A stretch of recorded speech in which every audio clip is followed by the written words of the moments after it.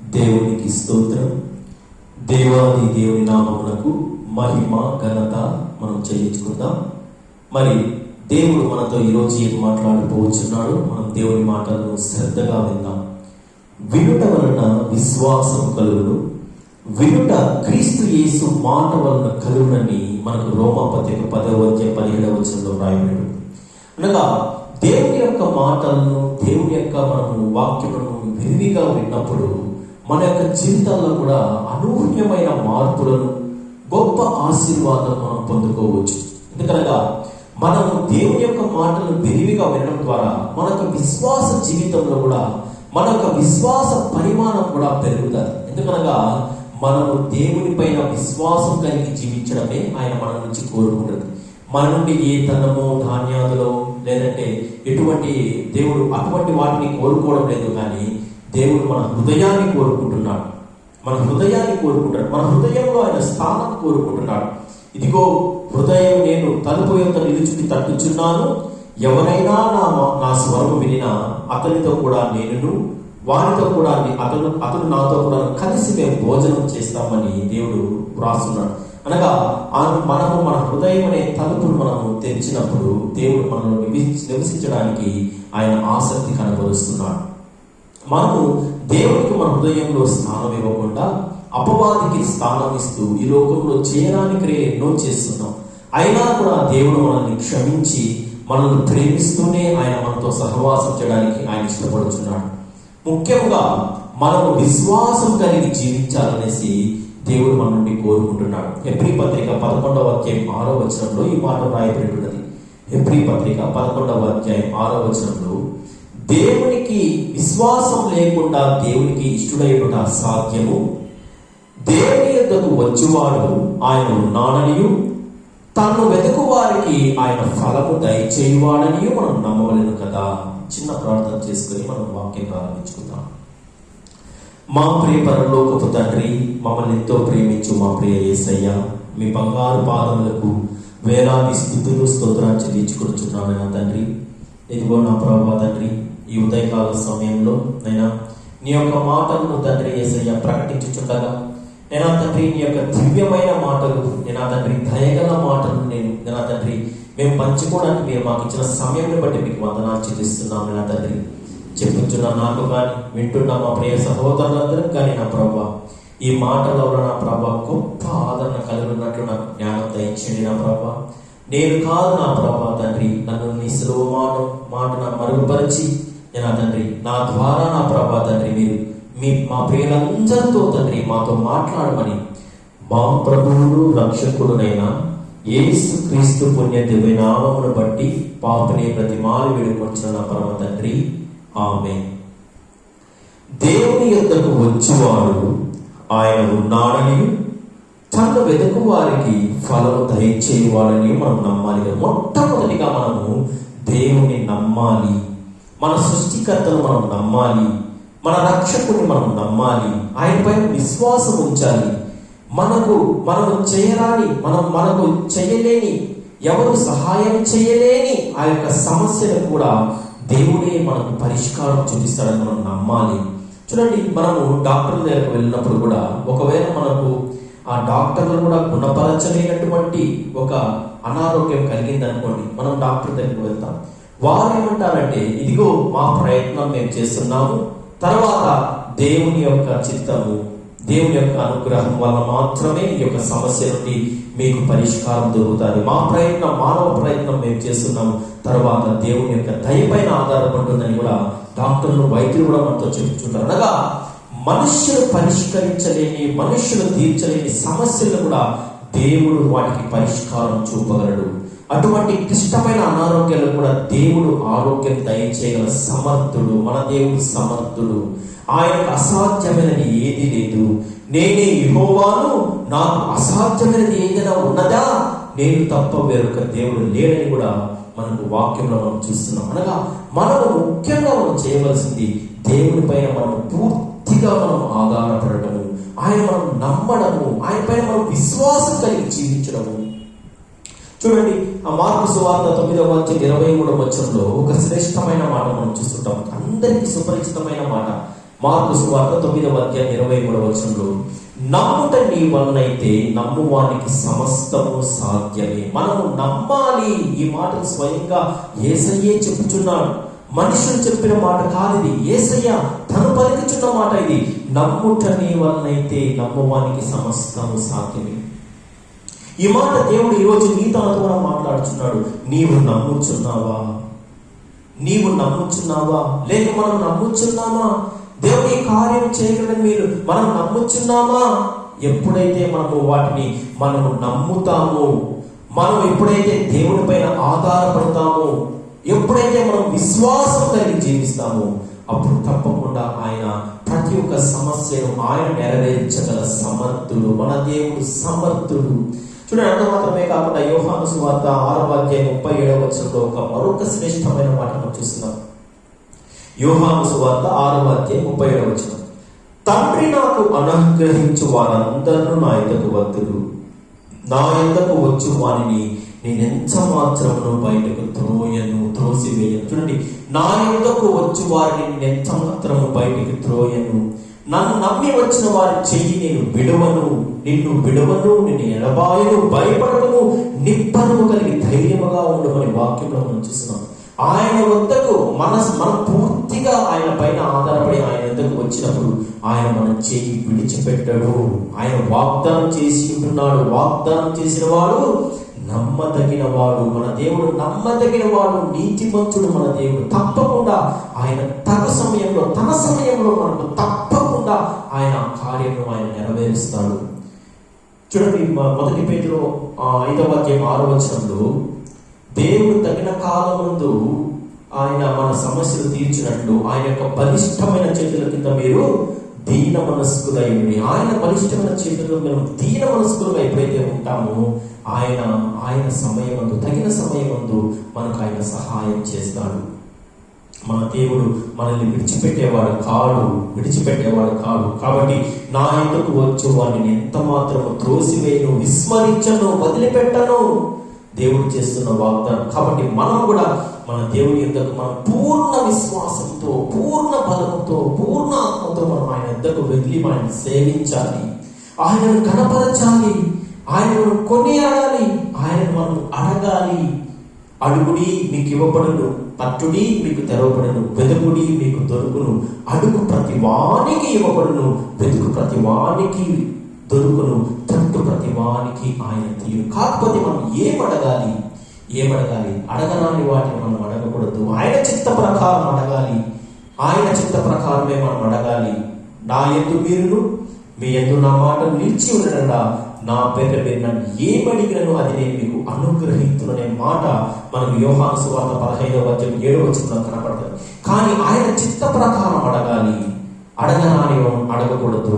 ముఖ్యంగా మనం అడగవలసింది, దేవా నాకు మారు మనసు దయచేయనా, నాకు విశ్వాస ఫలం, నాకు విశ్వాసమున్నాను అభివృద్ధి చేయనా తండ్రి. ఎందుకనగా నా విశ్వాసాన్ని అపవాది దొంగిలిస్తున్నాడు అయినా తండ్రి, నా సమయాన్ని దొంగిలిస్తున్నాడు, నా ఆత్మను దొంగిలించడానికి ప్రయత్నం చేస్తున్నాడు, నాకు సహాయం చేయనని మనం ఇటువంటి విషయాలను దేవుడి దగ్గర అడిగినప్పుడు ఆయన వాటితో పాటు మనకు మరి శ్రేష్టమైన ఈవులు కూడా ఆయన దయచేస్తారు. మొదట ఆయన నీతిని, ఆయన రాజ్యమును మొదట మీరు వెతుకుడి, అప్పుడు అవన్నీ మీకు కావలసిన సమస్తము శ్రేష్టమైన సంగతులన్నీ ఆయన నెరవేరుస్తాడు. కాబట్టి దేవుని పైన ఆధారపడినప్పుడు అది ఆర్థిక సమస్య కానీ, అనారోగ్య సమస్య కానీ, మరి కుటుంబ సమస్య కానీ, ఎటువంటి సమస్య అయినా కూడా దేవుడు తీర్చగల సమర్థుడు. కాబట్టి మన దేవుని నమ్ముకుందాం. మనము చూడండి, మొదటి యోహాను 3వ అధ్యాయం 22వ వచనంలో కూడా మరొక శ్రేష్టమైన మాట మనం చూస్తున్నాం. మొదటి యోహాను 3వ అధ్యాయం 22వ వచనంలో, మరియు మనం ఆయన ఆజ్ఞలను కైకొనొచ్చు ఆయన దృష్టికి ఇష్టమైనవి చేయించున్నాము కనుక మనం ఏమి అడిగినను అది ఆయన వలన మనకు దొరుకును. చూడండి, ముఖ్యంగా ఆయన ఆజ్ఞలు మనం కైకొనాలి. ఆయన ఆజ్ఞలు భారమైనవి కావు. ఆయన ఆజ్ఞలు గైకొనడమే మనం దేవుని ప్రేమించడానికి కూడా మనకు 2 యోహాను 1వ అధ్యాయం 6వ వచనం మనకు కనబడతాయి. ఆయన ఆజ్ఞలు మనం గైకొనడమే మనం ఆయన ప్రేమించడము. మనం ఆయన ప్రేమించడం అంటే ఆయన పైన విశ్వాసం కలిగి జీవించడం. చూడండి, ఇవన్నీ లింక్ గా ఉంటాయి. మనం మొదటగా మనము దేవుని నమ్మాలి, ఆయన పైన మనం విశ్వాసం ఉంచాలి, మరి ముఖ్యంగా ఆయన మనకిచ్చిన ఆజ్ఞలు మనం కైకొనాలి. అప్పుడు మాత్రమే మనం దేవునికి మనం ఇష్టడుగా ఉంటాము. అందుకంటున్నాడు, విశ్వాసం లేకుండా దేవునికి ఇష్టడుగా సాధ్యమని. అందుకే హెబ్రీ పత్రికలో పౌలు గారు మనకు రాస్తున్న 11వ అధ్యాయం 6వ వచనంలో. కాబట్టి మనం దేవుని ఆజ్ఞలు పాటిద్దాం, దేవుని పైన విశ్వాసం ఉంచుతాం. ఆయన వద్దకు వెళ్ళినప్పుడు నాకు ఈ కార్యమైన ఖచ్చితంగా ఆయన నెరవేరుస్తాడు, పరిష్కరిస్తాడని నమ్మి ఆయన దగ్గరకు వెళ్ళినప్పుడు ఆయన తప్పకుండా ఆయన ఫలాన్ని దయచేసే దేవుడుగా ఉంటున్నాడు. బైబిల్ గ్రంథంలో కూడా యేసయ్య 3.5 సంవత్సరముల పాటు ఆయన తన పరిచర్య చేసినప్పుడు, సువార్త సేవ చేసినప్పుడు అనేక అద్భుతములు, అనేక గొప్ప విషయాలు, స్వస్థ కార్యాలు యేసయ్య చేసి ఉంటున్నాడు. మనుషుల వల్ల కానివి దేవుడు సులభంగా వాటిని చేసి ఉంటున్నాడు. అందుకే ఆయనకు ఆశ్చర్యకరుడు, ఆలోచనకర్త, బలవంతుడైన దేవుడు, నిత్యుడకు తండ్రి, సమాధానకర్తకు అధిపతి అని దేవుడు పేరు కలిగి ఉన్నాడు. అంత మాత్రమే కాకుండా హెబ్రీ పత్రిక 7వ అధ్యాయం 26వ వచనంలో శ్రేష్టమైన మాట, పవిత్రుడు, నిర్దోషియు, నిష్కల్మషుడును, పాపంలో చేరక ప్రత్యేకమైన వాడును, ఆకాశ మండలం కంటే మిగిలి హెచ్చైన వాడు, ఇట్టి ప్రధాన యాజకుడు మనకు సరిపోయిన వాడు. మన ప్రధాన యాజకుడు మనకు సరిపోయిన వాడు, మన దేవుడు మనకు సరిపోయిన వాడు, ఆయన నమ్మదగిన వాడు. ఆయన నమ్మిన వారి చేతులను ఆయన విడిచిపెట్టడు. భయపడకము, దిగులు పడకము, నిబ్బరము కలిగి ధైర్యముగా ఉండమని దేవుడు అనేక సందర్భాల్లో మనం తెలియజేస్తున్నాడు. మనం దేవుని యొక్క బాహువులోనికి వెళ్ళినట్టయితే మిగతా విషయాలు మనం వేటి గురించి కూడా మనం చింతించాల్సిన అవసరం లేదు. ఆయన మిమ్మల్ని గురించి చింతించుచున్నాడు కనుక మీ చింత యావత్తు ఆయన వేయుడనేసి మనకు వాక్యంలో చూస్తున్న. అంత మాత్రమే కాకుండా ప్రయాసపడి వారం వచ్చిన సమస్త జనులారా నా ఇంటికి రండి, నేను మీకు విశ్రాంతిని కలిగించేతును, నేను మీకు అభివృద్ధి కలిగించేతును, నేను మీకు నెమ్మదిని ఇస్తాను, నేను మీకు ఆశీర్వాదం ఇస్తాను, నేను మీకు సకల ఐశ్వర్యం నేను ఇస్తాను అనేసి దేవుడు మనకు ఆయన వాగ్దానం చేసి ఉంటాడు. ఎప్పుడైతే మనం ఆయన ఆజ్ఞను పాటించాలి, ఆయన మనం ముఖ్యంగా ఘనపరచాలి. 1 సమూయేలు 2వ అధ్యాయం 30వ వచనంలో నన్ను కనపరచు వారిని నేను కనపరుస్తాను, నన్ను తృణీకరించు వారిని తృణీకరిస్తాను అనేసి 1 సమూయేలు 2వ అధ్యాయం 30వ వచనంలోని చివరి భాగంలో మనకు ఆ మాటలు కనపడతాయి. మనము దేవుని కనపరచాలి, ఆయన్ని స్తుతించాలి, ఆయన ఆజ్ఞలు కైకొనాలి, ఆయన పైన విశ్వాసం ఉంచాలి. అన్నిటికన్నా ముఖ్యంగా ఆయన మనం నమ్మాలి, దేవుని మనం నమ్మాలి. ఎందుకనగా చాలా కష్టమైన విషయమే అండి. మనం దేవుని ఎప్పుడు మనం చూచి ఉండలేదు, మనమే కాదు మన పితరులు కూడా చూచి ఉండలేదు, ఎవరు చూచి ఉండలేదు. కాకపోతే మనము చూచి నమ్మిన వారి కంటే చూడక నమ్మిన వారు ధన్యులనేసి వాక్యంలో తెలియజేసినట్టు యేసయ్యతో పాటు 3.5 సంవత్సరాల పాటు ఆ శిష్యులు ఆయన వెంబడించినా కానీ వారు విశ్వాసంలో తప్పిపోయినారు. కానీ నీవు నేను వాక్యంలో దేవుని చూస్తున్నాం, దేవునికి వాక్యం ద్వారా దేవుని పైన విశ్వాసం చూస్తున్నాం. వారికన్నా మనము గొప్ప వారిని మనకు దేవుడు తెలియజేస్తున్నాడు. అటువంటి ఆధిక్యత మనకు దేవుడు ఇచ్చి ఉంటున్నాడు. కాబట్టి మనం దేవుని పైన విశ్వాసం కలిగి జీవిద్దాం. బైబిల్ గ్రంథంలో కూడా చాలా కఠినమైన స్థితిలో ఉండేవారు. తమకు ఇది ఇక మీద కాదు, చావు వరకు దీన్ని భరించాల్సిందే అనేంత అస్వస్థలో ఉండేవారు, అనారోగ్యంతో ఉండేవారు కూడా వారు యేసయ్య దగ్గరకు వచ్చి ఆయన నమ్మి ఆయన పైన విశ్వాసం ఉంచి ఈయన ఈ కార్యము నాకు చేయగలడనే ఒక గొప్ప విశ్వాసం ఉంచి వారు స్వస్థ పొందుకొని వెళ్ళినట్టుగా కూడా మనం వాక్యంలో చూస్తున్నాం. ఎంత అద్భుతం అండి, ఎంత అద్భుతం. బైబిల్ గ్రంథంలో మనము మత్తయి రాసిన సువార్త, మార్కు సువార్త, లూకా సువార్త, యోహాను సువార్తలో యేసయ్య చేసిన అద్భుతమైన కార్యాలు అనేకం ఉన్నాయి. అంత మాత్రమే కాకుండా అపోస్తుల కార్యాల గ్రంథంలోకి మనం వచ్చినట్టయితే యేసయ్య నామమును బట్టి వారు చేసిన అద్భుతాలు ఎన్నో మనం చూస్తున్నాం. అపోస్తులు కావచ్చు, పౌలు కావచ్చు, మరి స్టెఫెను గారు కావచ్చు, వీరందరూ కూడా చేసిన వీరోచితమైన అద్భుతమైన కార్యాలను మనము యేసయ్య నామము పైన వారు అపోస్తుల కార్యాలను చేసినట్టు మనము ఆ గ్రంథంలో చూస్తున్నాం. ఈ యొక్క 4 సువార్తల్లో యేసయ్య చేసిన అనేక అద్భుత కార్యాలు నేను మీకు కొన్ని మాత్రం త్వరగా వివరించి నా యొక్క వాక్య సందేశాన్ని ముగిస్తాను. అందులో ప్రధానమైన స్త్రీ, రక్తస్రావ రోగం గల స్త్రీ. ఎంత భయంకరమైన జీవితం అంటే మనం సాధారణంగా మన గృహాల్లో చూస్తుంటాం. స్త్రీలు ఆ యొక్క 3 రోజుల సమయంలో వారు ఎంత ఇబ్బందులు పడతారు, ఎంత చిరాకుగా ఉంటారు, ఆ నొప్పికి ఎంత తనకలాడిపోతుంటారు. అలాంటి స్త్రీలు మనం ఇంట్లో చూస్తుంటాం, కానీ వారిపైన మనం కనికరం చూపం. కానీ యేసయ్య దగ్గరికి ఆమె 12 సంవత్సరాల నుంచి అటువంటి తిప్పలు పడచ్చు, అటువంటి ఆ రోగంలో బాధపడచ్చు, అయిపోవచ్చు, నలిగిపోవచ్చు. ఆమె అనేక వైద్యుల దగ్గర వెళ్ళి తన ధనమంతా వ్యయపరుచుకున్నా కానీ ఆమెకు స్వస్థత రాకుండా చివరకు యేసయ్య ఆ మార్గంలో వస్తున్నాడు. ఇదిగో నేను యేసయ్య దగ్గరకు, యేసుక్రీస్తు దగ్గరకు వెళ్ళినట్టయితే ఆయన వస్త్రము మాత్రం నేను ముట్టుకున్నట్టు కూడా చాలు, నేను స్వస్థపడి పొందుతానని గొప్ప విశ్వాసంతో, గొప్ప నమ్మకంతో ఆమె ఆ యొక్క జన సమూహంలోనికి ప్రవేశించి యేసయ్య వస్త్రాన్ని తాకడానికి ఆమె సిద్ధపడిందని. చూడండి, సాధారణంగా యూదా దేశంలో, ఇశ్రాయేల్ దేశంలో కానీ యూదులు చాలా వారు నియమ నిష్ఠలతో వాళ్ళు బ్రతుకుతారు. ఈ శుద్ధీకరణ విషయంలో అయితే మరి ఎక్కువగా వాళ్ళు చాలా స్ట్రిక్ట్ గా ఉంటారు. ఇటువంటి స్త్రీలు అనగా కడగా ఉండే స్త్రీల విషయంలో వాళ్ళు చాలా చాలా చాలా ఖచ్చితంగా వాళ్ళు ఉంటారు. అటువంటి వారిని వారి సమాజంలో రప్పిప్పుడు వాళ్ళు ప్రత్యేకంగా వారు ఉండవలసిందే. అటువంటి వారు ఆ సమాజంలోకి వారు వచ్చినట్లయితే వారు రాళ్ళతో కొట్టి చంపడానికి వారు సిద్ధపడతారు.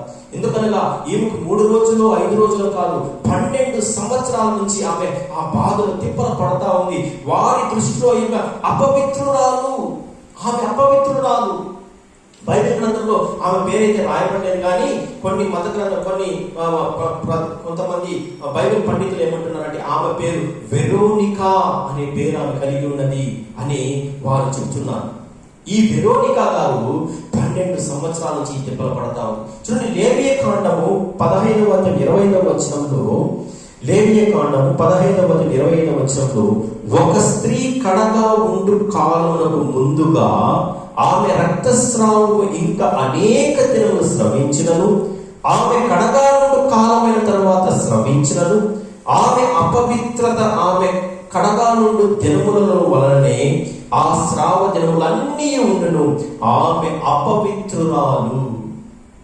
వారి దృష్టిలో ఆమె అపవిత్రురాలు. అలాంటి వారిని వారు దగ్గరికి చేర్చరు. కాబట్టి ఈమె ఇక్కడ తెగించి వచ్చిందండి. నేను ఇదిగో నాకు చివరి అవకాశం, నా దేవుడు నాకు స్వస్థత కలుగు చేశాడు. ఒకవేళ లేదంటే ఆమె చావడానికి నా సిద్ధపడి ఆమె ఆ గుంపులోకి ప్రవేశించడం మన వాక్యంలో చూస్తున్నాం.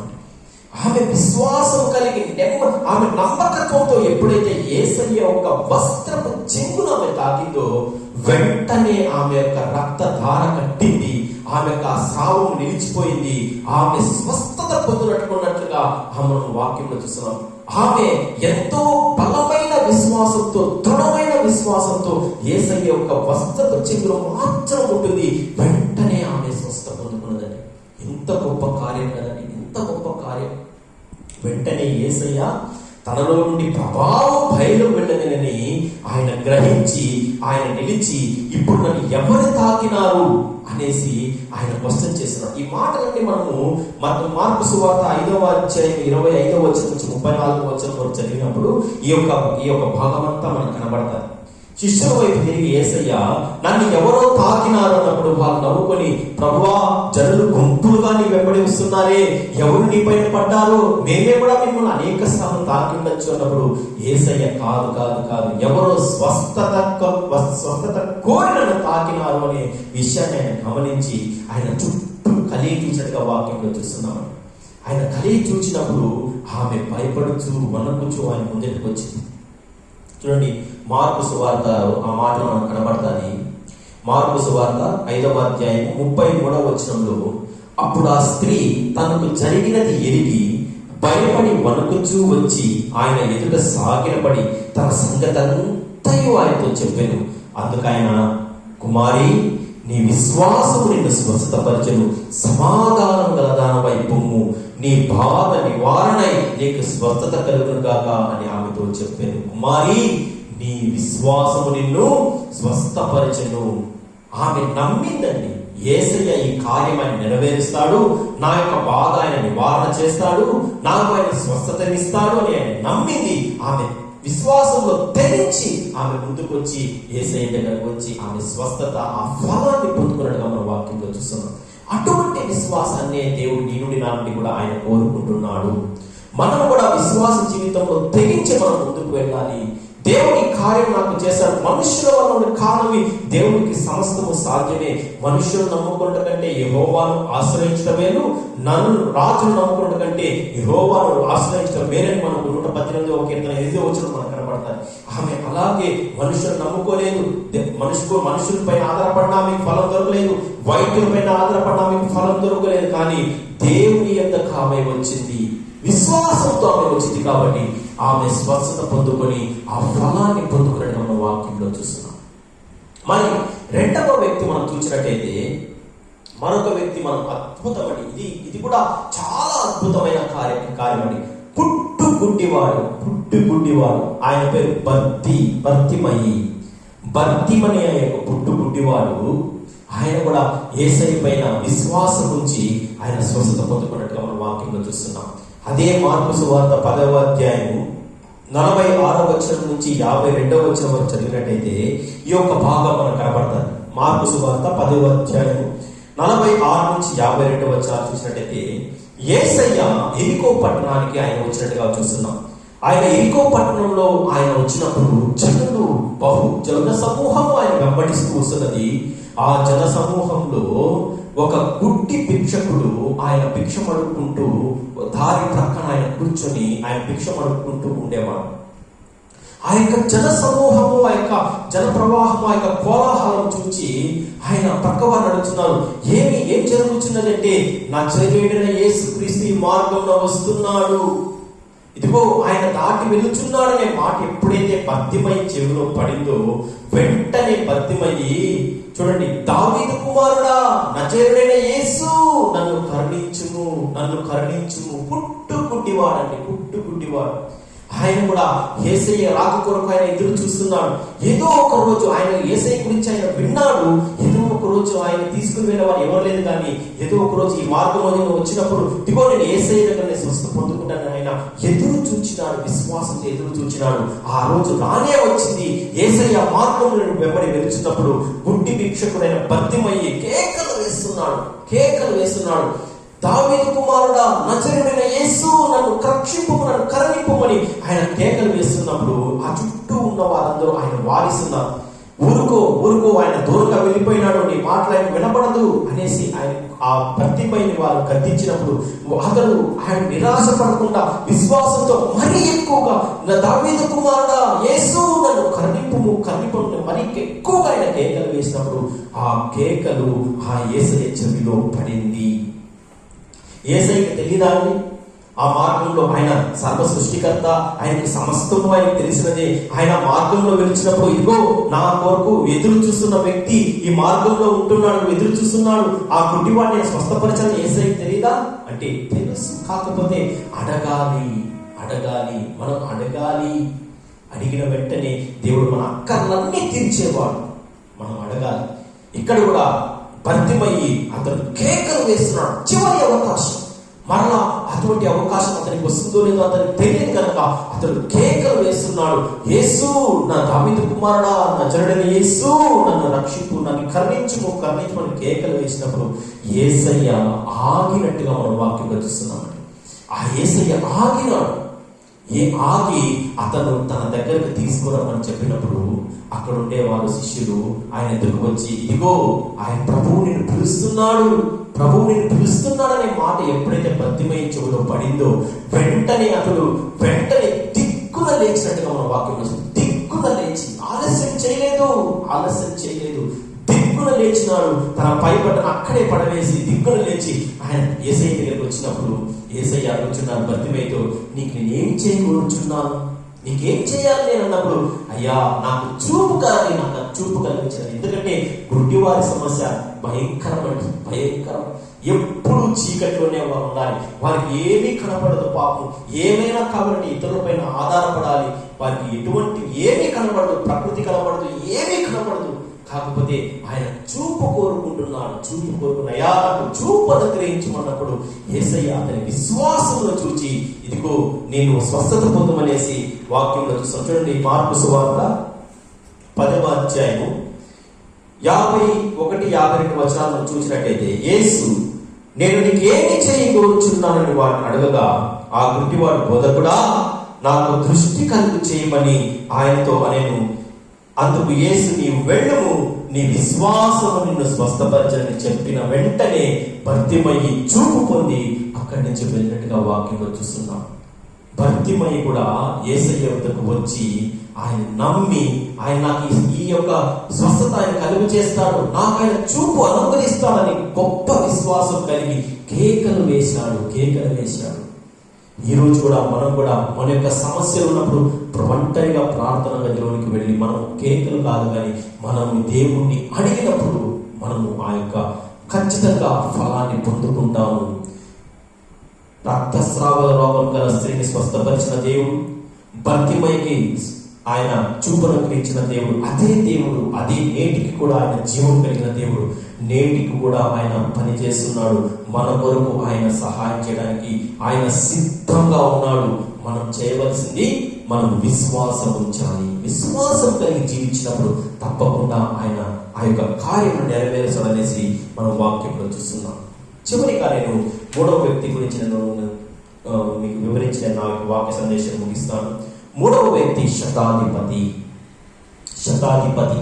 ఆయనకు అస్వస్థత లేదు, కానీ ఆయన దాసునికి పక్షవాయు రోగం కలిగి జీవించిన వాక్యంలో చూస్తున్నాం. పక్షవాయు కలిగి ఆ పక్షవాయుతో ఆయన బాధపడుతున్నట్టుగా వాక్యంలో చూస్తున్నాం. మత్తయి రాసిన సువార్త మీకు 8వ అధ్యాయం 5 నుంచి 8 వచనాలు చదివినట్టయితే, యేసయ్య కపెర్నహూములో ప్రవేశించినప్పుడు, కపెర్నహూము అనే ఊరికి ఆయన వచ్చినప్పుడు ఆ ఊరిలో శతాధిపతి ఒకడు ఉండేను. అతని దాసుడు పక్షవాయు గల రోగంతో ఆయన మంచాన పడినప్పుడు, చూడండి, సాధారణంగా యజమానులు తమ పనివారు ఎలా పోతే ఏమనుకుంటారు, కానీ ఈ యొక్క మంచి శతాధిపతి తన దాసునికి అస్వస్థత కలిగినప్పుడు, ఇదిగో ఆ దాసుని స్వస్థపరిచే శక్తి యేసయ్యకు ఉన్నదని విశ్వసించి ఆయన యేసయ్య దగ్గరకు వచ్చినట్టుగా మనం వాక్యంలో చూస్తున్నాం. యేసయ్య దగ్గరకు వచ్చి, ఇదిగో నా దాసుడు పక్షవాయు రోగంతో బాధపడుతున్నాడు అనేసి ఆయన చెప్పినప్పుడు, యేసయ్య అంటున్నాడు, ఇదిగో నేను వచ్చి అతన్ని నేను స్వస్థపరుస్తానని యేసయ్య చెప్పినప్పుడు, శతాధిపతి మాట్లాడుతున్న మాట చూడండి, అత్యద్భుతమైన మాట.